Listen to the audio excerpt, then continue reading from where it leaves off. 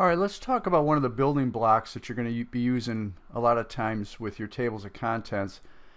As we take a look at this introduction, we can see that we made a change here. On these heading ones, we added an auto number. So we want each of these chapters to have their own number. So if we look here, it's chapter 1, introduction.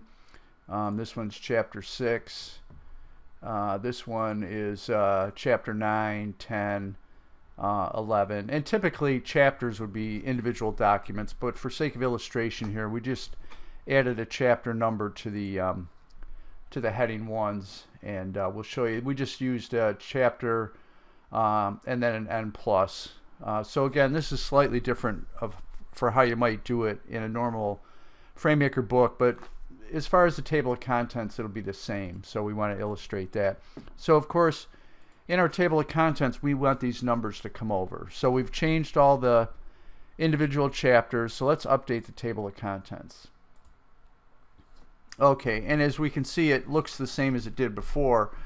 We don't automatically get our numbers. And again, what I want you to think back to is the concept of separating formatting from content. And what we have to do is we have to tell FrameMaker that we want those numbers. And let's go to the reference page here and show you how that works. So let's zoom in a little bit here. So at this point, what's happening is for these paragraphs, we have these building blocks. And these building blocks, again, determine what comes over. So we're saying, give me the paragraph text, followed by a literal tab, and then finally give me the page number. So we haven't told FrameMaker anything about getting the numbers, the paragraph numbers, the auto numbers. And if you recall, I mean, if you look at a typical paragraph in FrameMaker, if I select this paragraph, I can't actually select the number. I can't select the auto number. If I try to drag through here, I can't do it. I can select the text, the paragraph text, but I can't select the auto number. So what you want to think of is really they're two separate things in a FrameMaker paragraph.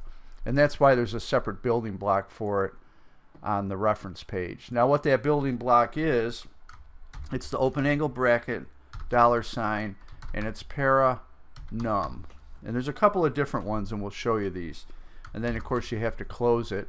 And then we'll do the same thing up here. Well, actually, no, the heading 2s don't have numbers, so we only have to do it here. So we've changed the content here. We've said not only give me the para text, but give me the para num. Give me that auto number. And so let's go to the body page and see what we actually get. And then of course we have to update it here. Okay, so we've got it. We've got the chapter number, and we've got the colon, and we don't have the space.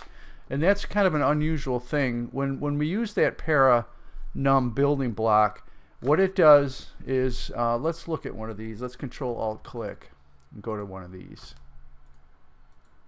And let's bring up the paragraph designer. What the para num building block does is it gives you everything in the auto number up to and including the last non-space character. Now this slash space is a non-breaking space.